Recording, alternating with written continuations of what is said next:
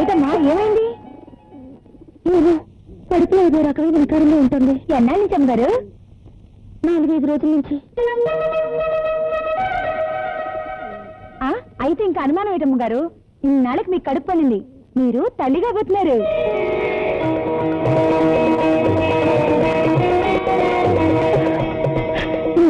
మీరు అర్జెంట్గా లోపలికి రండి, మీకు శుభవార్త చెప్పాలి. శుభవార్త? అదేదో ఇక్కడే చెప్పచ్చునా? అబ్బా, అది ఇక్కడ చెప్పేది కాదండి, రండి.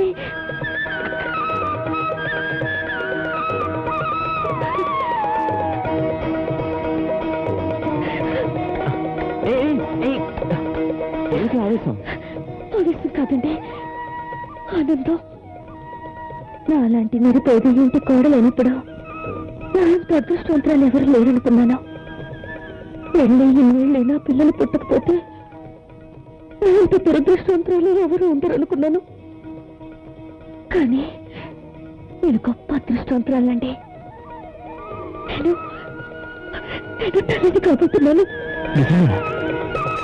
నీ ప్రేమ నా గుండెల్లో దాచుకుని, నీ రూపాన్ని నా కడుపులో దాచుకుని, నీకు వంశాంకురాన్నిచ్చే అదృష్టాన్ని కలుగ చేసిన మీకు ఎన్ని నొప్పులు పెట్టి నా కృతజ్ఞతలు తెలియజేసుకోనండి. పిచ్చిదానా, అందమైన భార్య దొరికినాడు మగాడు రాజవుతాడు.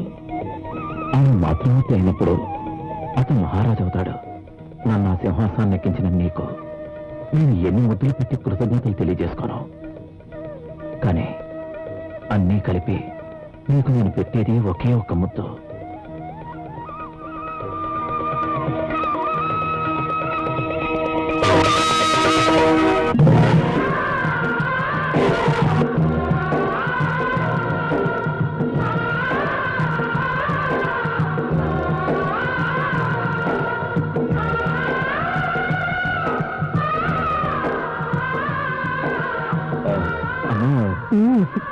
ఏమ్మా, నేను విన్నది నిజమేనా? చాలా సంతోషం తల్లి. ఇన్నాళ్ళకు మంచి వార్త చెప్పావు. ముందు నోరు తీపి చేసుకో.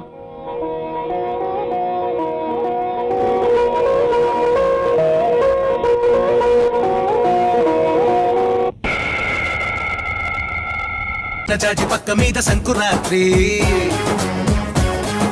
మొగుడు పెళ్ళాలుగా మొదటి రాత్రి,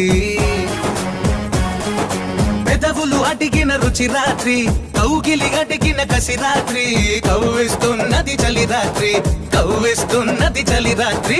సన్నజాజి పక్క మీద సంకురాత్రి, మొగుడు పెళ్ళాలుగా మొదటి రాత్రి, పెదవులు అడిగిన రుచి రాత్రి,